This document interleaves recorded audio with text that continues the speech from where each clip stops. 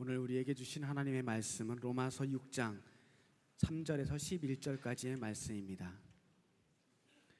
무릇 그리스도 예수와 합하여 세례를 받은 우리는 그의 죽으심과 합하여 세례를 받은 줄을 알지 못하느냐.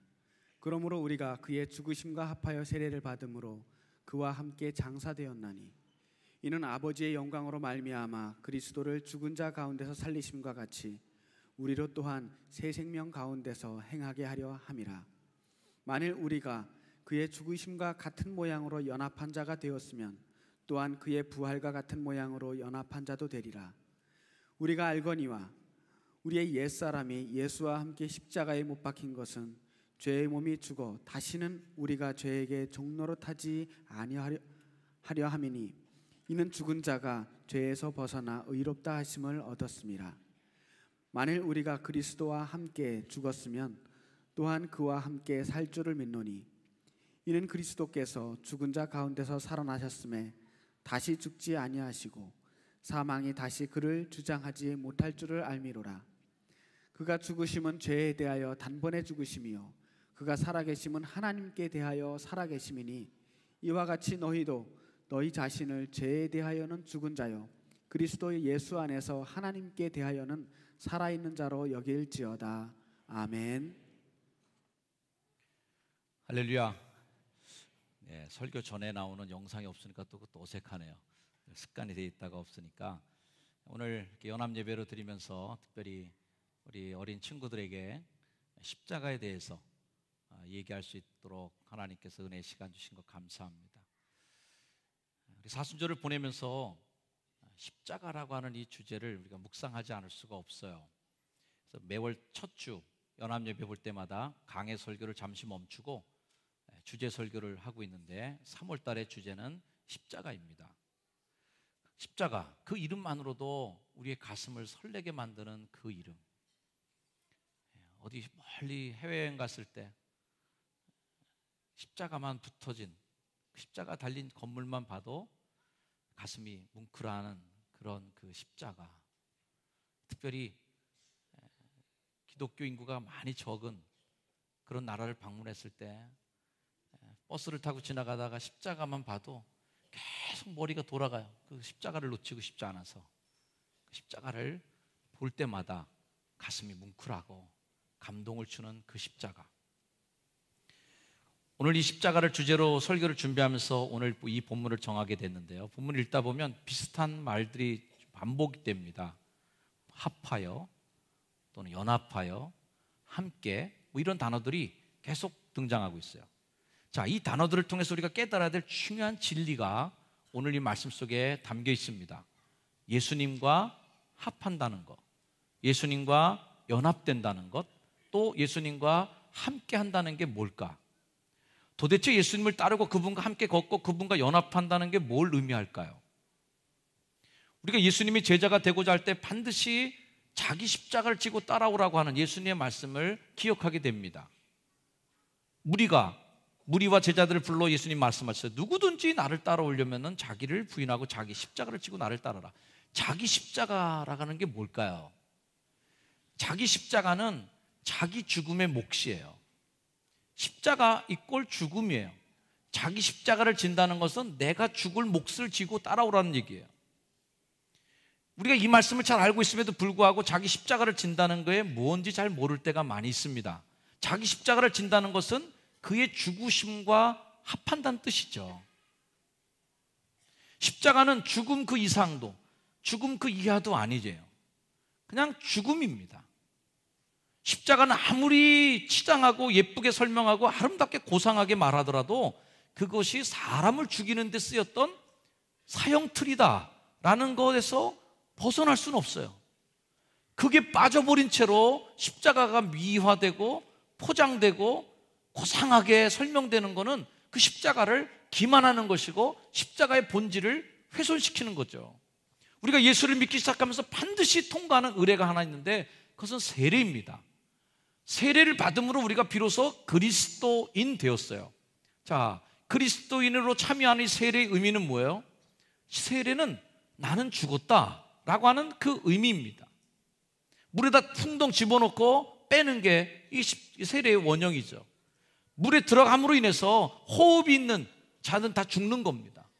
죽었다가 다시 살아나는 거예요.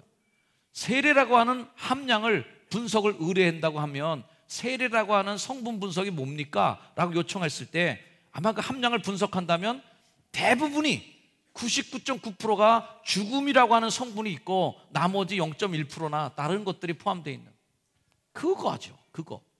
오늘 로마서 6장 말씀에 이 얘기를 하는 겁니다. 무릇 그리스도 예수와 합하여, 세례는 그리스도 예수와 결혼하는 예식이에요. 합하여. 세례를 받은 우리는 의미를 알아야 된다는 거죠. 세례 받은 의미는 뭐와 합한다는 거예요? 말씀 나오고 있죠? 얘기해 주세요. 죽으심과 합하는 거예요. 그러므로 세례식은, 따라합시다. 세례식은 장례식이다. 세례식은 여러분이 죽은 장례식이에요. 그리스도와 합하여 세례를 받은 우리는 그의 죽으심과 합하여 세례를 받은 줄 너희가 알지 못하냐? 그거 정도는 알고 있어야 되는 거 아니야? 그러므로 우리가 그의 죽으심과 합하여 세례를 받음으로 장례를 치른 거예요. 그와 함께 장사되었나니, 장례 치렀나니. 그러므로 세례를 받은 우리가 깊이 생각해야 될 대목이 하나 있는데, 따라합시다. 세례 받을 때 나는 이미 죽었습니다. 옆에 분에게 한번 인사해 주세요. 세례 받았으면 죽은 겁니다. 이걸 또 잘 얘기해야 돼요. 죽었어 너. 이렇게 얘기하면 또 싸움 나기 시작해요. 안 돼요. 세례 받았으면 죽은 거라는 거예요. 이 말씀을 다시 한번 우리가 읽어보기를 원합니다. 6장 4절 말씀, 이 성경을 읽어보세요. 시작. 그러므로 우리가 그의 죽으심과 합하여 세례를 받음으로 그와 함께 장사되었나니. 이 말씀을 기억하세요. 다시 한번 말씀을 정리하면 합하여, 연합하여, 함께라고 하는 이 단어로 표현되는 세례의 의미 속에는 예수님이 죽은 것처럼 우리도 죽었다라는 의미가, 십자가의 의미가 거기에 더 많이 들어있다는 겁니다. 자, 그런데 이 죽었다는 말 속에 좀 더 영적인 의미를 찾아야 되는데요. 6장 6절 말씀 다시 한번 읽어주세요. 시작. 우리가 알거니와 우리의 옛사람이 예수와 함께 십자가에 못 박힌 것은 죄의 몸이 죽어 다시는 우리가 죄에게 종노릇하지 아니하려 함이니. 자, 우리가 예수의 십자가와 함께, 예수님의 죽음과 함께 세례를 받음으로 장사 지냈다고 하는 그 의미는 다른 죽음이 아니라 옛사람이 죽었다는 거예요. 그 옛사람은 또 다른 인간이 아니라 죄의 몸이라는 거예요. 죄의 몸. 죄가 죽는 거예요. 자, 죄가 우리를 얼마나 괴롭힙니까? 죄의 종노릇하고 사는 게 우리예요. 그런데 죄를 이기는 방법은 죄랑 싸우는 게 아니라는 거예요. 죄에 대하여 죽는 거라는 거예요. 이게 죄를 이기는 비결이라는 겁니다. 주님, 죄를 이길 수 있게 제게 힘을 주세요. 죄를 이길 수 있도록 제가 용기를 가지고 죄와 싸워 이겨야지. 여러분, 죄와 싸워서 이기려고 하면은 더 죄는 강해진다는 걸 알아야 됩니다. 도박하는 사람이 뭐 도박하고 싶어서 도박장에 가 있습니까? 도박 끊어야지, 도박 끊어야지. 24시간 주야로 도박을 묵상하고 있어요. 그러니까 그 발걸음이 저절로 도박장으로 가는 겁니다. 그걸 싸워서 이길 수가 없어요. 내 욕망과 싸워서 이길 수가 없어요. 단 하나 그걸 이길 수 있는 방법, 죄의 종이 되지 않는 비결은 죽는 겁니다. 죽는 거. 죽어야 죄의 종로로 돼서 벗어나는 거예요. 어디에 죽는가 중요한 거죠. 세례를 받는다는 의미는 그래서 죄에 대하여 죽는다는 거예요. 이렇게 질문해 볼 수 있습니다. 어떻게 하여야 구원을 받습니까? 라고 할 때 답은 죽어야 합니다. 이게 답이에요. 자, 제가 물어볼게요. 어떻게 하여야 구원을 받을 수 있을까요? 죽어야 합니다. 제가 3가지 질문을 던질 텐데 설교 중에 약속하고 미리, 답은 뭐냐면 내가 죽어야 합니다. 이게 답이에요. 예문 읽듯이 하는 겁니다. 우리가 교회 한 구성으로서 어떻게 해야 주님의 몸된 교회 한 지체로 훌륭하게 자신의 몫을 감당할 수 있을까요? 잘 아시네. 어떻게 하면 우리 교회가 부흥할 수 있을까요? 아멘. 어떻게 하면 우리 가정이 화목하고 복된 가정이 될 수 있을까요? 이쪽에 소리가 크네. 이쪽에 소리가. 죽는다는 건 잘 알아요. 그러나 정말 죽음이 내가 맛볼 때에 내가 죽어야 사는 길이 열리는 겁니다. 자, 죽어야 산다는 그 의미, 우리가 중생한다, 거듭난다라는 얘기를 합니다. 거듭난다 할 때 가장 중요한 거는 나는 게 중요한 게 아니라 죽는 게 더 중요한 거죠. 왜? 안 죽으면 거듭나는 게 없으니까. 거듭나는 게 뭐예요? 한 번 죽었다 다시 사는 게 거듭나는 거잖아요. 그러면 다시 날려면 뭐가 필요해요? 한 번은 죽어야 된다는 거 아니에요. 그러므로 죽지 않으면 안 되는 게 거듭남이에요. 안 죽었는데 나 거듭났어, 예수 안에서 나 거듭나고 싶어. 거듭나고 싶으면 죽어야 돼. 먼저 죽으면 거듭나는 건데 안 죽으면 거듭나지 못하는 거예요. 방금 세례의 의미, 십자가의 의미가 죽는다는 의미가 있다고 그랬는데, 다시 한번 묻자면 왜 죽어야 되느냐 그러면, 그렇게 물을 때 죽어야 살기 때문이다. 이게 답이죠. 죽어야 살기 때문이다. 다시 한번 이 말씀을 같이 읽읍시다. 시작. 죽어야 살기 때문이다. 죽어야 살기 때문에.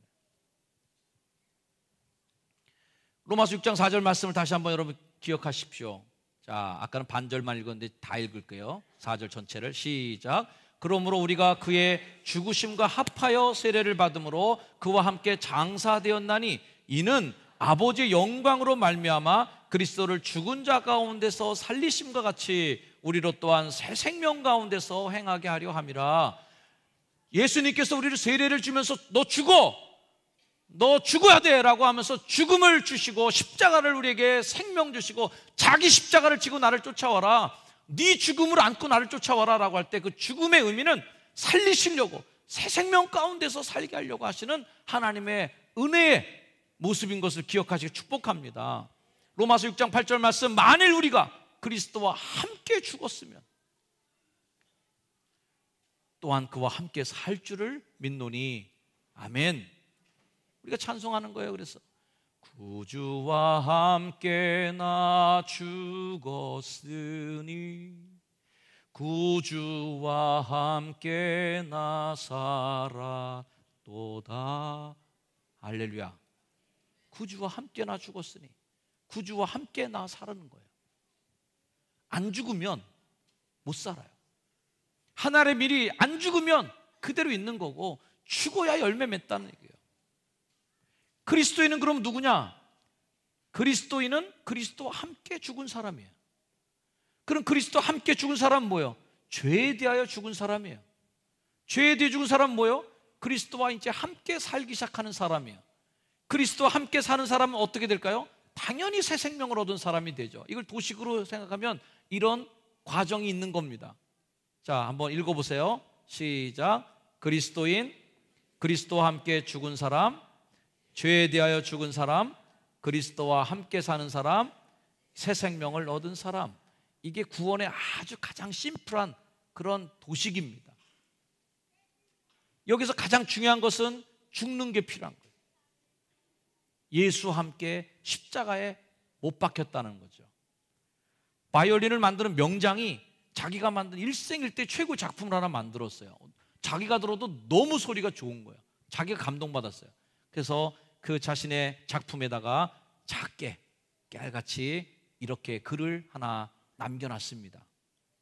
In the living tree, 내가 아직 이 나무가 살아있을 때에는 I was silent, 나는 조용했었습니다. But when I died, 내가 죽었을 때 began to sing, 드디어 나는 노래하기 시작했습니다. 내가 아직 시퍼렇게 살아있는 나무였을 때는 아무 소리도 낼 수 없었던, 조용했을 뿐이에요. 그러나 그 나무가 베어지고 단단하게 말려지고 습기가 다 빠져서 완전히 죽어버렸을 때 비로소 그 나무는 노래하기 시작했다. 이 말씀의 의미를 조금 담은 영상 하나를 여러분에게 보여드립니다. 한번 영상을 보시고 제가 말씀을 좀 이어갈게요.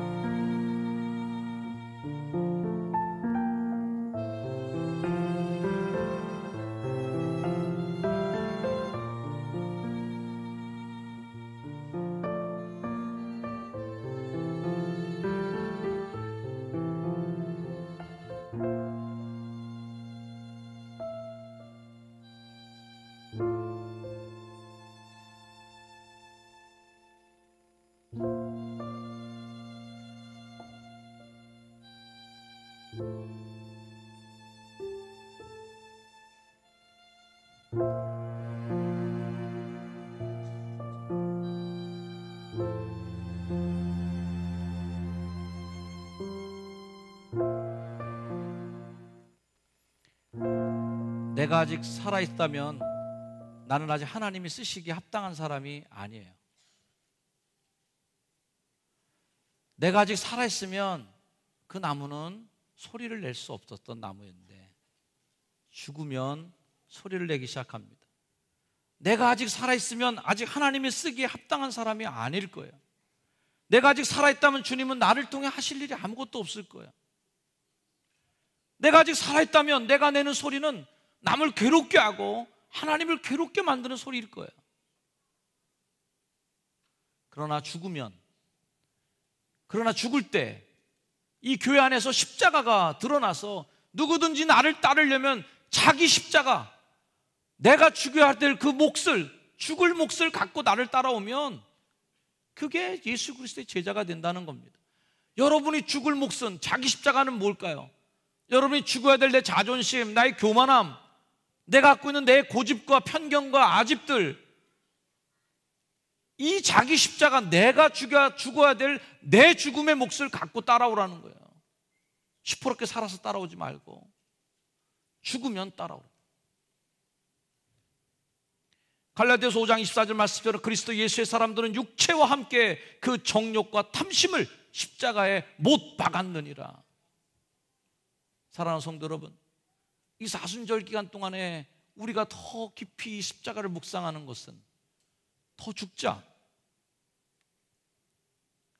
이 교회에서 죽는 사람이 많아지면 이 교회는 더 예수를 닮은 교회가 될 거예요. 이 교회 안에서 죽지 않은 사람들이 많아지면 이 교회는 그리스도를 가장 마음을 상하게 만들고 예수님을 슬프게 만드는 교회가 될 거예요. 사랑하는 성도 여러분, 자기 십자가, 죽음의 십자가를 지고 주님을 따라오는 귀한 믿음의 사람들이 되기를 다시 한번 주의 이름으로 축원합니다. 기도하겠습니다. 주님, 나의 목, 내 삶에 짊어지어 주신 내 십자가를 지고 주를 쫓겠나이다.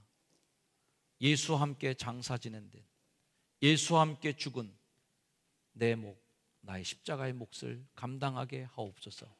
예수님의 이름으로 기도드립니다. 아멘.